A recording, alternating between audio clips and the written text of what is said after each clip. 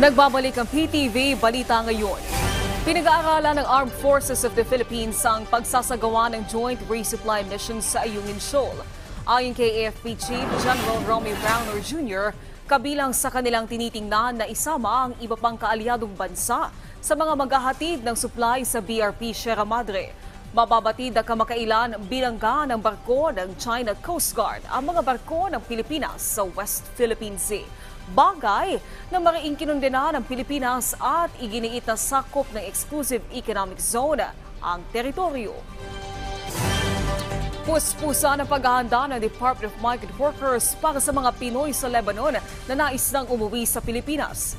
Ayon kay Department of Migrant Workers Officer in Charge Hans Leo Katnak, sa ngayon inihahanda na ng pamahalaan ang anumang uri ng transportasyon o flight booking para sa mga Pilipino doon. Mababatid na tumitindi ang tensyon sa pagitan ng Israel at Hezbollah sa Lebanon. Noong Sabado, itinaas ng Department of Foreign Affairs sa Alert Level 3 ang Lebanon kung saan ipinatutupad ang voluntary repatriation. Samantala, alamin natin ang iba pang balita kay Julius Pacot ng PTV Davao. Mayong adlaw, andam na ang Commission on Elections kon COMELEC Region 11 alang sa himuong Barangay and Sangguniang Kabataan Election kon BSKE karong October 30, 2023. Sumala pa ni COMELEC 11 Acting Regional Director Attorney Gay Innomirables. Nadawat na nila ang tanan accountable forms nga kinahanglan sa pagpahigayon sa maong piniliay. Gani, ginahulat na lang nila ang adlaw nga ipadala ang mga eleksyon para pernalya ngadto sa mga polling precincts ug uban pang electoral board. Subay usab sa pagpangandam, giauhag usab sa mga opisyal ang tanang mga botante nga mobisita sa COMELEC office sa Magsaysay Park, Davao City aron siguruon kung mabag gihapon ang area silang polling precincts. Hinoon adunay imuntar nga voters assistance desk nga panguluhan sa mga volunteers gikan sa Parish Pastoral Council for Responsible Voting kon PPCRV.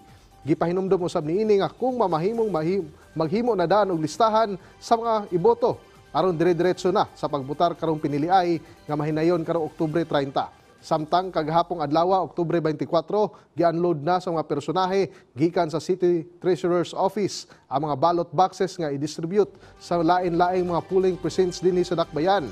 Manual voting o counting system ang ipatuman sa BSKE 2023. Before mo mag-ato sa presinto, dapat na mo ilistahan kung kinsa inyong botohan, and at the same time, i-verify na ninyo kung asa ang inyuhang mga presinto, kung asa mo makaboto. Baka nagbalhin ang eskwelahan, kanamang yan, anak. Samtang ipagula na sa Civil Service Commission kon CSC ang schedule sa metabong Career Service Examinations sunod tuig. Sumala pa sa CSC, mahitabo ang pinakaunang CS exam sa tuig 2024 sa Marso 3. Dinhi sa Davao Region, sugdan sa Civil Service Commission Region 11 ang pagdawat og aplikasyon sa November 20 hangtod Enero 3 sunod tuig. Sa kasamtangan, wala pa'y pinal nga venue kung asa kini himuon sa CSC 11 ang pagdawat og mga aplikasyon. Kasamtangan pa usab nga ginaplastar sa maong ahensya ang application process aron nga dili na kinahanglan pa nga magbalik-balik ang mga aplikante sa pagkuha og slots ug mismong ang pag-file og sa ilang application. Giawhag usab sa CSC 11 ang mga interesadong mo-take sa pinakaunang CS exam sa tuig 2024 nga i-monitor ang official Facebook page sa Civil Service Commission's Davao Region alang sa mga anunsyo ug update sa schedule sa filing of exams applications. Labi na ni mga mga taga-lain nga lugar, mga ni sila sa Davao, ang purpose lang is pagkuha lang og slot or number, no? So, mubalik na po sila para na pag-file. Then, mubalik na po sila para pag-take sa examination. So, karon, we are now in the process of kanang mga planning kung unsa may maayo nga pamaagi nga dili pud kayo pud kanang matad-tad ang atong mga empleyado nga mo kuan sa mo atubang sa ila. At the same time, ma-accommodated po dato ni mga kanang mga aplikante nato. Ug mao katong mga nagunang mga balita gikan dinhi sa PTV Davao, ako si Julius Pacot. Mayong adlaw.